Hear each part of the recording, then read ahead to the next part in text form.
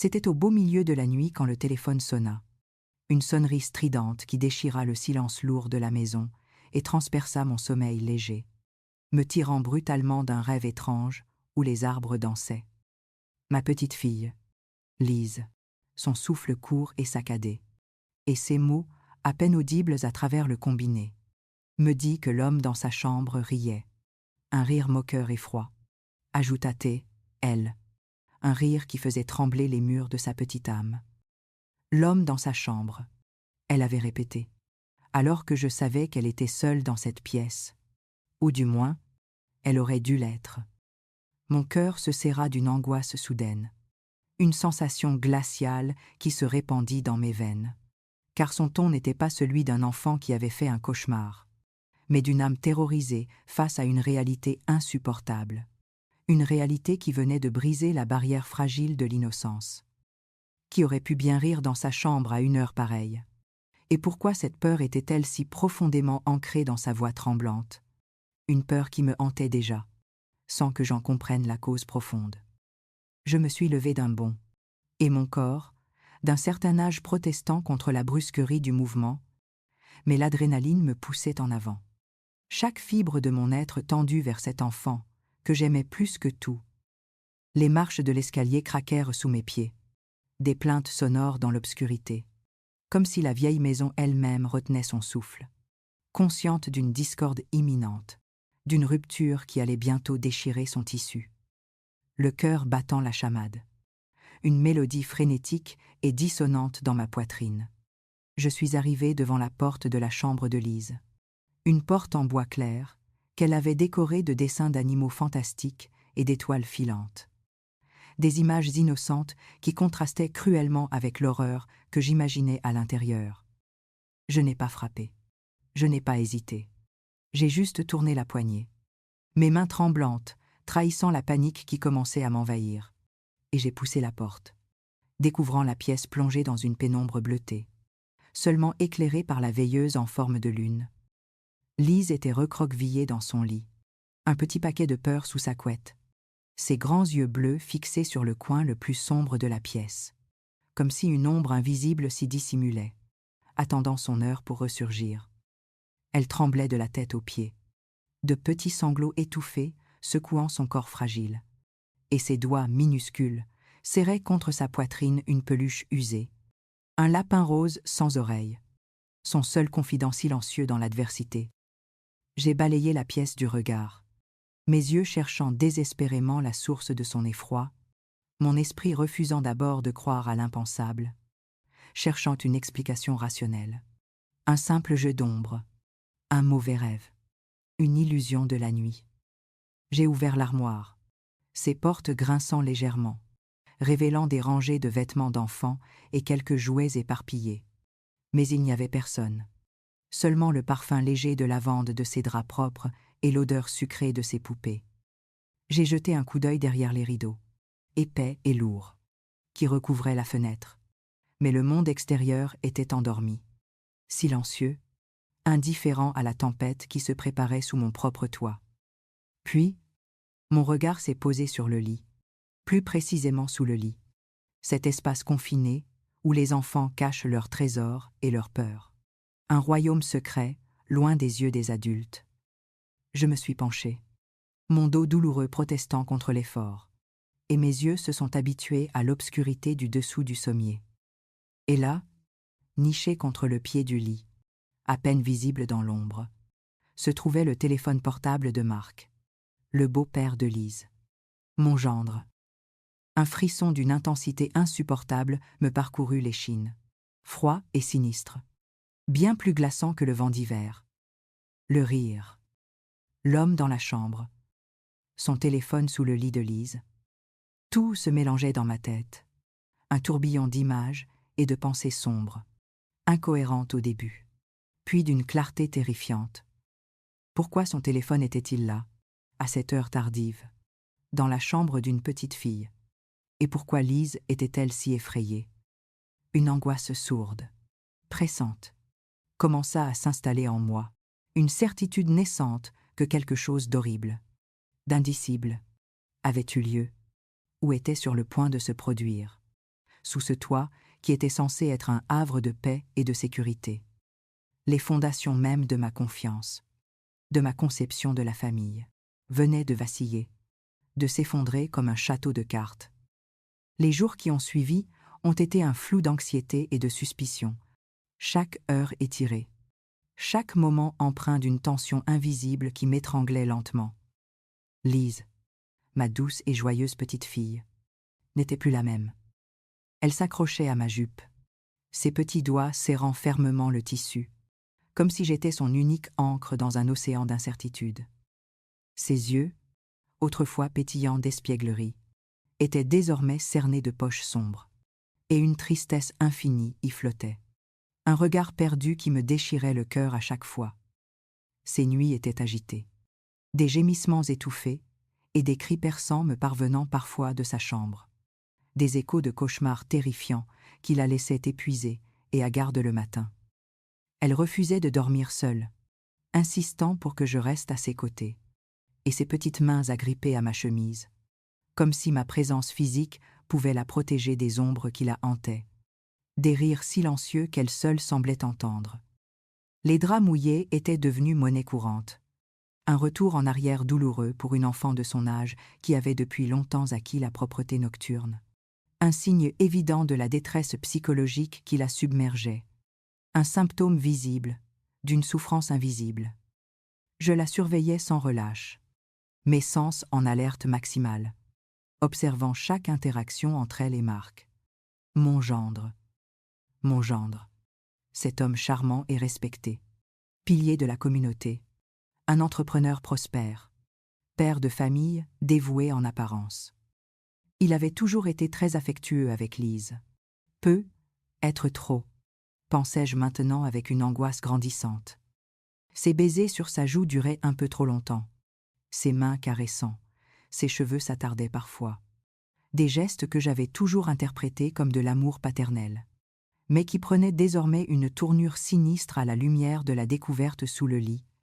Je me souviens d'une fois où il l'avait prise sur ses genoux, et elle s'était figée, son corps raide et tendu, un frisson la parcourant, comme si le contact de sa peau était devenu une source de répulsion, une violation de son espace personnel.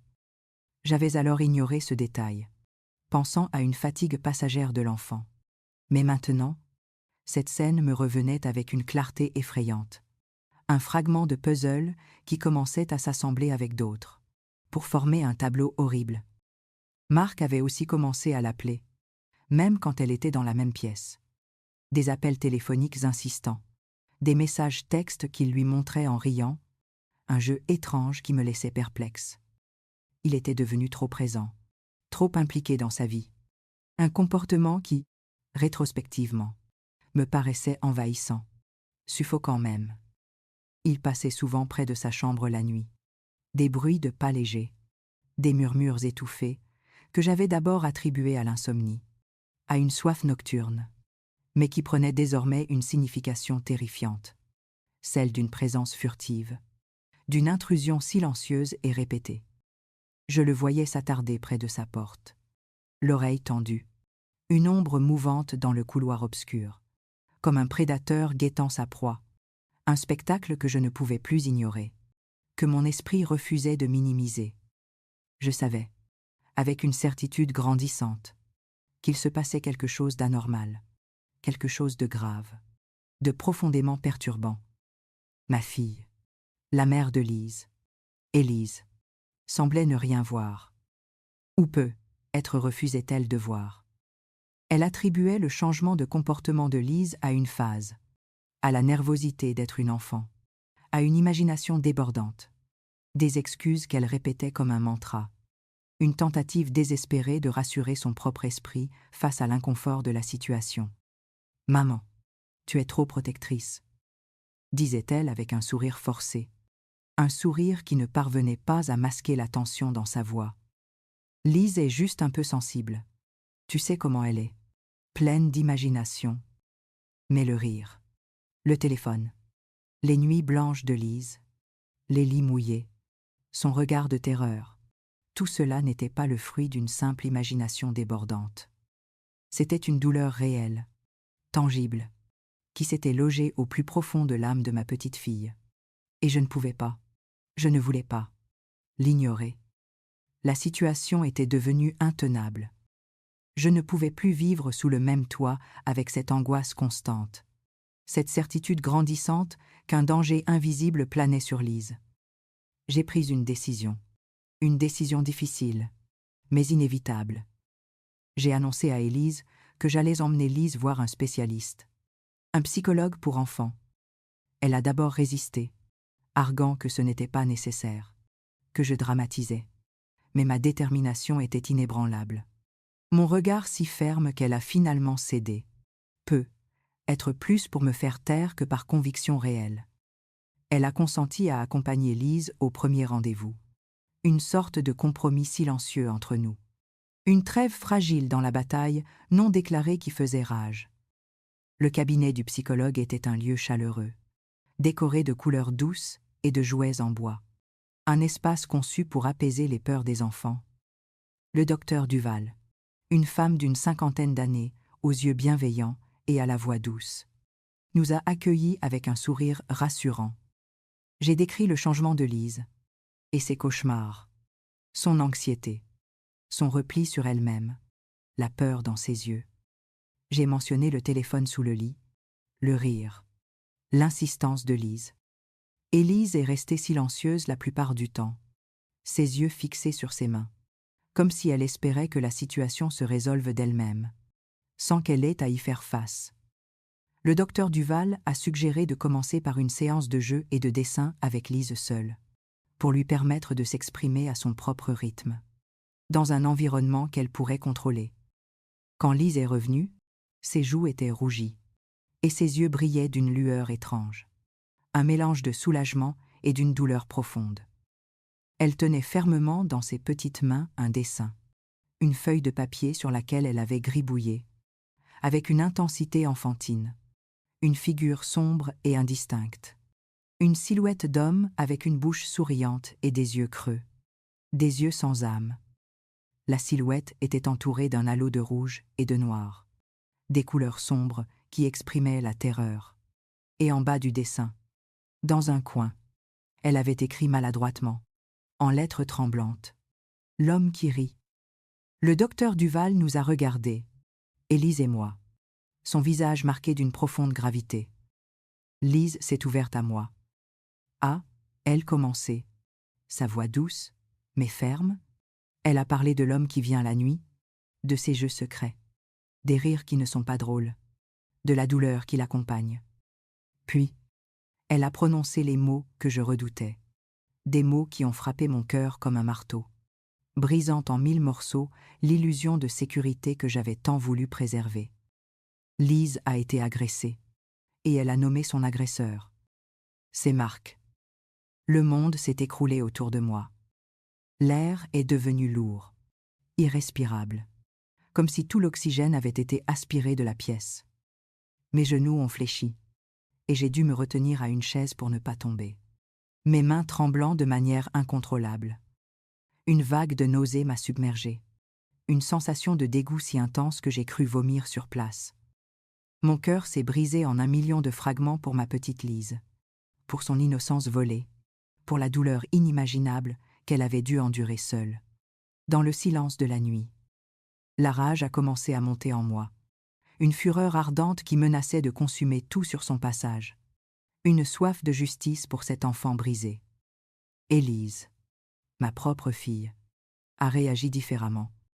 Au lieu de la colère, de la tristesse, de la douleur que j'attendais d'une mère, c'est la panique, le déni, la fureur qui ont pris le dessus.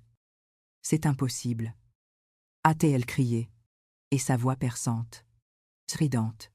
Lise invente. Elle a une imagination débordante. Marc ne ferait jamais une chose pareille. Vous vous trompez. Lise s'est trompée. Vous êtes toutes les deux folles. Elle s'est levée, son visage déformé par la colère, et ses yeux, lançant des éclairs, et elle a pointé un doigt accusateur vers moi. C'est ta faute. Maman, tu l'as monté contre lui. Tu as mis ses idées dans sa tête. Tu as toujours été jalouse de notre bonheur, de notre vie. Je n'arrivais pas à croire ce que j'entendais. Ma fille, la chair de ma chair, défendait l'indéfendable, accusait sa propre mère et sa propre enfant. La douleur de cette trahison était plus profonde, plus cinglante que la révélation de l'agression elle-même, car elle venait de la personne en qui j'avais placé toute ma confiance. Tout mon amour maternel. Le mur de déni d'Élise était infranchissable. Une forteresse impénétrable, construite sur la peur et la honte. Une forteresse qu'elle défendait avec une férocité aveugle. Le docteur Duval a tenté de raisonner Élise, de lui expliquer la complexité de la situation, la nécessité d'écouter et de croire Lise. Mais Élise ne voulait rien entendre. Ses oreilles bouchées par le bruit de sa propre peur, de sa propre culpabilité inconsciente. Elle est partie en trombe, laissant derrière elle un silence pesant, une atmosphère chargée de tristesse et d'incompréhension. Malgré le choc et le chagrin, je savais qu'il n'y avait qu'une seule voie à suivre. Je devais protéger Lise. Je devais obtenir justice pour elle. Le docteur Duval m'a conseillé et m'a orienté vers les autorités compétentes. Mes pas m'ont mené au commissariat de police. Un bâtiment austère et froid, dont les murs semblaient absorber toute chaleur humaine. J'y suis allée seule, ma fille ayant refusé de m'accompagner, restant dans son déni, ou plutôt, choisissant de se ranger du côté de son mari, de l'agresseur présumé. Le poids de Lise, de sa souffrance, pesait sur mes épaules, une charge écrasante, mais en même temps, une source de force inébranlable. Je devais être sa voix, sa protectrice, son bouclier. J'ai raconté mon histoire, ma voix tremblante au début, puis de plus en plus ferme à mesure que les mots s'échappaient, déversant toute la douleur, toute la peur, toutes les suspicions qui m'avaient rongé pendant des semaines. J'ai décrit la nuit, du coup de téléphone, le rire, le téléphone de Marc sous le lit, les nuits agitées de Lise, son repli sur elle-même, le dessin de l'homme qui rit.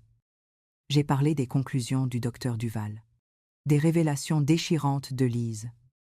L'officier de permanence, un homme au visage las et au regard indifférent, écoutait d'une oreille distraite, tapotant son stylo sur son bloc-notes, comme si mon histoire n'était qu'un énième dossier sans importance. Il m'a posé des questions froides et impersonnelles, des questions qui semblaient vider mon récit de toute substance émotionnelle, de toute vérité humaine. Quand j'ai mentionné le nom de Marc, une ombre est passée sur son visage. Il a cessé de tapoter son stylo. Ses yeux se sont levés vers moi, et un léger froncement de sourcils est apparu. Marc Duval. Athée, il répétait, un ton d'incrédulité dans sa voix. Monsieur Duval est un homme respectable, un pilier de notre communauté. Il est membre du conseil municipal. Il finance de nombreuses œuvres de bienfaisance. Il est connu pour son intégrité, la façon dont il a prononcé son nom, le respect dans sa voix, la description de son statut social. Tout cela m'a frappé de plein fouet. Une révélation glaçante de la difficulté de ma tâche. La réputation de Marc, son prestige, son influence, formaient une armure impénétrable autour de lui, un bouclier qui le protégeait des accusations, de la suspicion, de la justice. L'officier a continué, son ton se faisant plus condescendant, plus sceptique. « Madame, nous comprenons votre inquiétude pour votre petite fille. Mais les accusations de cette nature sont graves et nécessitent des preuves irréfutables. Les enfants, vous savez, ont une imagination débordante. Et la jalousie familiale peut parfois mener à des récits amplifiés. » Il a fait une pause, son regard me balayant de haut en bas, comme s'il me jaugeait, comme s'il me soupçonnait de motifs cachés, d'une vengeance personnelle. « Nous allons prendre votre déclaration, bien sûr, mais sans plus de preuves, sans corroboration. Il nous sera difficile d'engager des poursuites, surtout contre quelqu'un d'aussi respectable que M. Duval. » J'ai senti la rage monter en moi, une fureur froide et implacable. Comment pouvait-il minimiser la douleur de Lise, la terreur dans ses yeux, les mots de la psychologue? Comment pouvait-il privilégier la réputation d'un homme au détriment de la protection d'une enfant? Il y a la psychologue, docteur Duval, qui peut témoigner. Ai-je insisté, ma voix tremblant de colère. Elle a parlé à Lise. Elle a les preuves. L'officier a haussé les épaules. Le témoignage d'une psychologue est important, mais il reste indirect. Et la parole d'un enfant, seule, n'est pas toujours suffisante. Légalement parlant, il nous faut des preuves matérielles, des témoignages directs, quelque chose de concret. Je suis reparti du commissariat, le cœur lourd, mes épaules courbées sous le poids de l'injustice, un sentiment d'impuissance me submergeant. Le système, il semblait, était conçu pour protéger les puissants, les respectables, les intouchables, et non les plus vulnérables, et les victimes silencieuses. Mais je ne pouvais pas abandonner. La face de Lise, sa peur, sa petite voix brisée, tout cela me hantait, me poussait à continuer, à me battre. Peu importe le coût, peu importe l'adversité. Ma détermination, loin d'être ébranlée, s'était renforcée, transformée en une acier inébranlable. De retour à la maison, l'atmosphère était encore plus tendue qu'avant, chargée d'une hostilité palpable. Élise m'attendait, ses bras croisés sur sa poitrine, son visage dur, marqué par la colère et le ressentiment.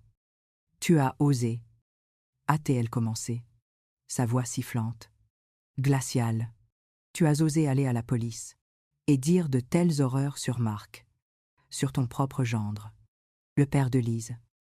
Comment as-tu pu? Tu as détruit notre famille. Tu as ruiné la réputation d'un homme intègre. » Elle me regardait avec une telle fureur, une telle haine dans les yeux, que je ne reconnaissais plus ma propre fille, l'enfant que j'avais porté, élevé, aimé de tout mon cœur.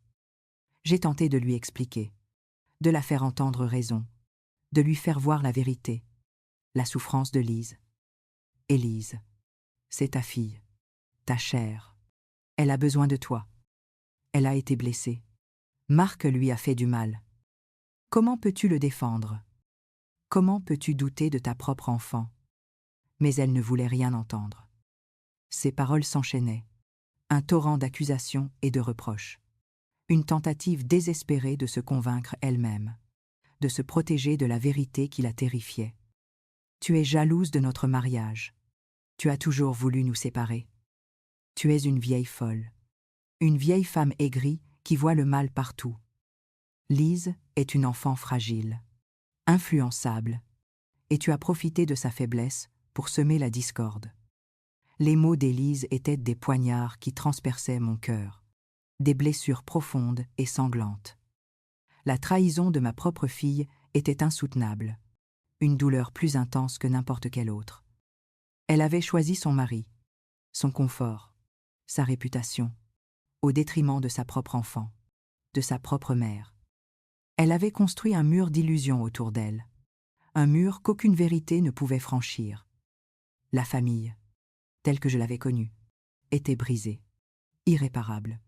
Ses liens déchirés par le mensonge, le déni et la peur. Leur manipulation avait commencé. Marc, cet homme à la façade si parfaite, avait commencé à me dénigrer subtilement devant d'autres membres de la famille. Des murmures, des insinuations, des sourires forcés qui cachaient une intention malveillante. Il me présentait comme une vieille femme sénile, une paranoïaque, quelqu'un qui avait perdu la tête avec l'âge. Certains parents, ceux qui étaient sensibles à l'influence de Marc, commençaient à me regarder avec suspicion. Leurs regards froids, leurs mots rares, leurs sourires absents. J'étais devenue la paria, celle qui osait briser l'harmonie familiale, celle qui osait remettre en question la vertu d'un homme respecté. La solitude m'étreignait, une solitude profonde et douloureuse. Mais je savais que je n'étais pas seule. Lise était avec moi, dans mon cœur, et je devais être forte pour elle. Je ne pouvais plus rester là. Lise non plus. Chaque jour sous ce toit était un jour de plus dans l'ombre du danger, un jour de plus dans l'angoisse et la peur. Ma décision était prise. clair et irrévocable. Je devais la sortir de cet environnement toxique, de cette famille qui la niait, qui la trahissait. C'était la seule façon de la protéger, de lui donner une chance de guérir, de reconstruire sa vie. Je devais la retirer de cette maison, de cette école, de cette ville, de tout ce qui la liait à cette horreur. J'ai commencé à chercher un petit appartement, discrètement, loin de cette ville où la réputation de Marc était un bouclier inébranlable. J'ai puisé dans mes économies, celles que j'avais mises de côté pour ma retraite, pour mes vieux jours. Peu importait. L'argent n'avait plus d'importance. Seule la sécurité de Lise comptait. J'ai trouvé un petit 2 pièces dans une ville voisine, modeste, mais propre et lumineux, avec une petite fenêtre qui donnait sur un parc, un coin de verdure où les enfants jouaient et riaient. C'était loin de la grande maison où Lise avait grandi, loin de ses amis, de son école, de tout ce qu'elle connaissait. Mais c'était un nouveau départ, une chance de respirer, de se reconstruire. J'ai parlé à Lise, doucement, avec le plus de tact possible, expliquant que nous allions partir, que nous allions commencer une nouvelle vie, juste toutes les deux. Ses yeux, d'abord, empreints d'une tristesse mêlée de confusion, se sont éclaircis d'une lueur d'espoir. Elle avait compris, sans que j'aie à prononcer les mots les plus durs. Elle avait compris que nous allions échapper à l'ombre qui la hantait. Elle a serré ma main, ses petits doigts se refermant autour des miens, un geste de confiance, de gratitude, d'amour. Le jour de notre départ fut un moment de déchirement et de soulagement. Élise refusa de nous parler, de nous regarder. Elle était restée enfermée dans sa chambre, refusant de faire face à la réalité, à l'exode de sa propre fille, de sa propre mère. Marc n'était pas là. Il avait des réunions importantes. Ce jour-là, un prétexte commode pour éviter la confrontation. Nous avons quitté la maison en silence. Une petite valise à la main, Lise serrant sa peluche lapin, son visage pâle mais déterminé. Je n'ai pas regardé en arrière. Je ne pouvais pas. Mon regard était fixé sur l'avenir, sur la promesse d'une nouvelle vie pour Lise, loin de l'horreur. Les premières semaines dans notre nouvel appartement furent difficiles. Lise manquait à ses amis, à ses habitudes. La nouvelle école était un défi, de nouveaux visages, de nouvelles routines. Mais lentement, progressivement, elle a commencé à s'épanouir, comme une fleur qui sort de l'ombre pour trouver la lumière. Elle a commencé à faire de nouveaux amis, à rire à nouveau, un rire sincère et joyeux, un rire qui ne faisait pas trembler les murs, mais qui réchauffait mon cœur. Ses nuits étaient encore parfois agitées, des murmures, des pleurs étouffés, mais les cauchemars devenaient moins fréquents, moins intenses. Elle a recommencé à dormir seule, une victoire pour elle, un signe de guérison. Je la veillais chaque nuit, son visage d'ange paisible dans le sommeil, et mon cœur se serrait de tendresse et de gratitude. Chaque petit pas en avant était une victoire, un signe d'espoir. Pendant ce temps, je n'avais pas abandonné la lutte pour la justice. Je continuais à contacter la police, le procureur, les services sociaux, inlassablement. Mes lettres et mes appels se heurtant à un mur d'indifférence et de bureaucratie. La réputation de Marc était un rempart solide, une forteresse imprenable. Je me sentais parfois découragée, épuisée par cette bataille solitaire. Mais je n'oubliais jamais le visage de Lise, sa souffrance, sa résilience, et cela me donnait la force de continuer. Et puis, un jour, la situation a commencé à changer, lentement, imperceptiblement au début, puis avec une force irrépressible. Un article de journal local a évoqué de manière voilée des rumeurs troublantes concernant un éminent membre de la communauté et des allégations de comportements inappropriés envers des mineurs. Le nom de Marc n'était pas mentionné, mais la description était si précise que je savais de qui il s'agissait. C'était une petite brèche dans le mur du silence, une fissure fragile, mais une fissure quand même. Quelques semaines plus tard, J'ai reçu un appel d'une femme. Une voix tremblante, hésitante. À l'autre bout du fil. C'était la mère d'une camarade de classe de Lise. Une femme que j'avais parfois croisée à l'école. Elle m'a dit qu'elle avait lu l'article, qu'elle avait entendu des rumeurs, que sa propre fille avait commencé à lui raconter des choses étranges à propos de Marc. Des jeux qu'il lui faisait faire, des secrets qu'il lui demandait de garder. Elle était terrorisée, mais elle se sentait aussi coupable d'avoir ignoré les signes, d'avoir minimisé la peur de sa fille.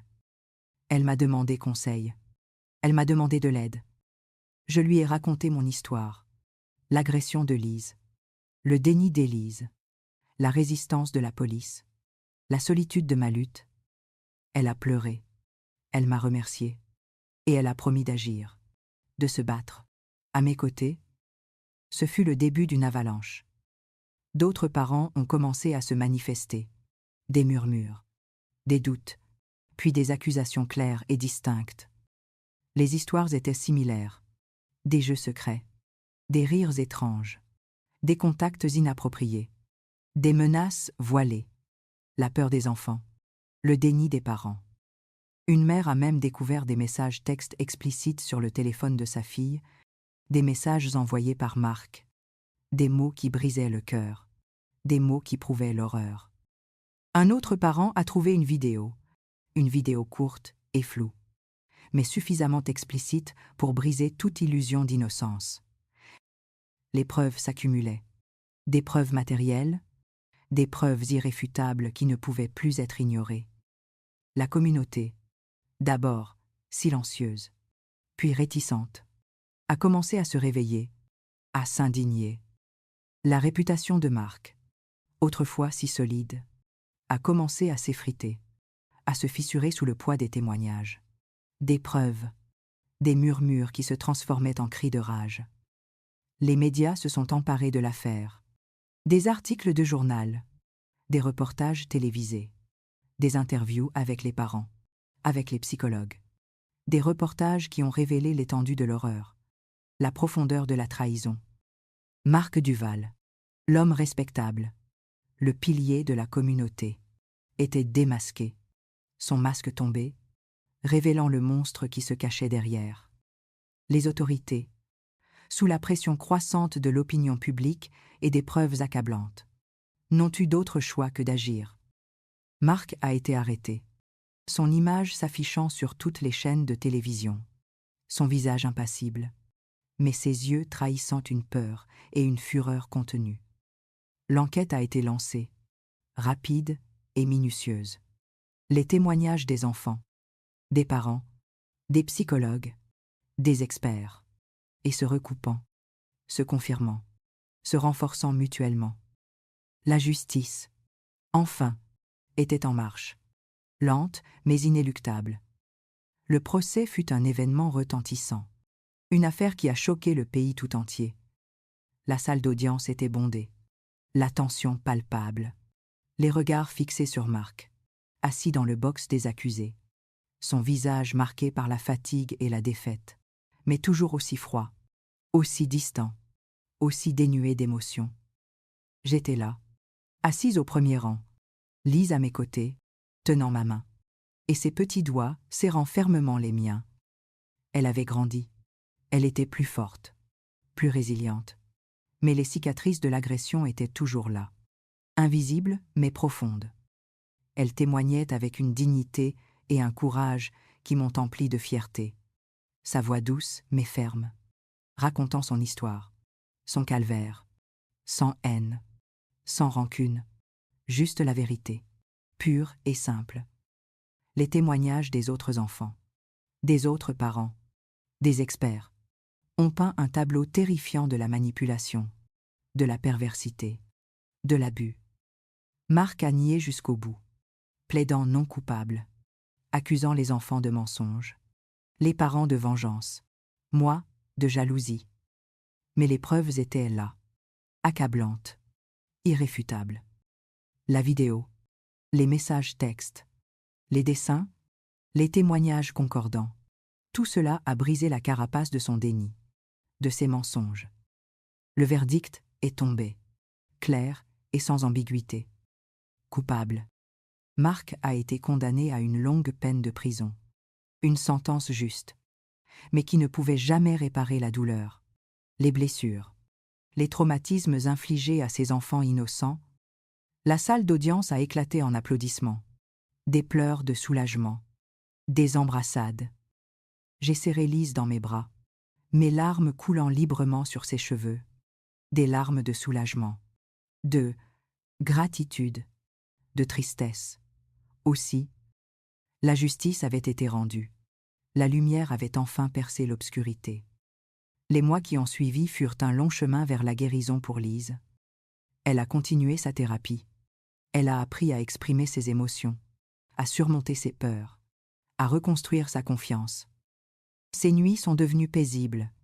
Ses cauchemars ont disparu. Et elle a retrouvé le sommeil profond et réparateur qu'elle avait perdu depuis si longtemps. Son rire est redevenu éclatant, ses yeux pétillants, sa joie de vivre contagieuse. Elle est redevenue l'enfant merveilleuse que j'avais toujours connue, mais avec une force, une résilience, une sagesse qui la rendait encore plus extraordinaire. Elle a choisi de consacrer une partie de son temps à aider d'autres enfants victimes d'abus, à leur donner espoir, à leur montrer que la guérison est possible, que la justice peut être obtenue. Élise, ma fille, a été dévastée par la condamnation de Marc. Le mur de déni qu'elle avait construit autour d'elle s'est effondré, révélant la réalité brutale, l'horreur qu'elle avait refusé de voir. Elle a sombré dans une profonde dépression, submergée par le remords, la culpabilité, la honte. Elle a réalisé l'ampleur de sa trahison, de son aveuglement, de son égoïsme. Elle a compris qu'elle avait sacrifié sa propre fille, sa propre mère, pour protéger un monstre. Un jour, elle est partie, silencieusement, laissant derrière elle une lettre d'excuse, une lettre pleine de regrets, de douleur, de désespoir. Elle n'est jamais revenue, disparaissant dans l'ombre de sa propre culpabilité, emportant avec elle le poids de son inaction, de son déni. Je n'ai jamais eu de nouvelles, et je me demande parfois ce qu'elle est devenue, si elle a trouvé la paix, si elle a réussi à se pardonner. Mais la blessure de sa trahison, bien que cicatrisée, reste là, une cicatrice invisible dans mon cœur. La communauté, d'abord choquée, puis indignée, a progressivement changé d'attitude. Certains, ceux qui avaient cru Marc, ceux qui m'avaient regardé avec mépris, sont venus s'excuser, leur visage marqué par la honte et le regret. Ils ont reconnu leur erreur, leur aveuglement, leur complicité silencieuse. J'ai accepté leurs excuses, sans rancune, sans amertume, car je savais que l'erreur est humaine, et que la vérité, même tardive, est toujours libératrice. D'autres, cependant, ont préféré rester silencieux, incapables de faire face à la réalité, à leur propre complicité. J'ai continué à prendre soin de Lise, à l'accompagner dans son cheminement, à être son roc, son refuge. Nous avons reconstruit notre vie ensemble, une vie simple, mais pleine d'amour, de rire, d'espoir. J'ai vu Lise non seulement guérir, mais aussi s'épanouir, devenir une jeune femme forte, empathique, résiliente, une lumière dans un monde parfois sombre. Elle est mon miracle, ma raison de vivre, la preuve que même après la pire des tempêtes, la vie peut renaître, plus belle, plus forte. Cette histoire, notre histoire, m'a appris une leçon précieuse, une leçon que je porte en moi comme une flamme éternelle. Ne jamais, au grand jamais, sous-estimer la peur d'un enfant, la peur dans leurs yeux, le tremblement dans leur voix. Leur silence est souvent un cri, un appel à l'aide que nous, les adultes, devons entendre, devons écouter, devons croire. La justice peut sembler lente, elle peut tarder à venir. Les obstacles peuvent être nombreux et redoutables, mais elle finit toujours par triompher. Car la vérité est une force irrépressible qui finit toujours par percer l'obscurité. Et surtout, nous devons toujours être là pour nos enfants, pour nos petits-enfants, pour les plus vulnérables. Nous devons les écouter, nous devons les croire, et nous devons agir, avec courage et détermination, pour les protéger, pour défendre leur innocence, pour garantir leur sécurité, car ils sont notre avenir, notre espoir, notre humanité même. Le rire de Lise, enfin, libre et joyeux, est le plus beau des témoignages de cette vérité éternelle.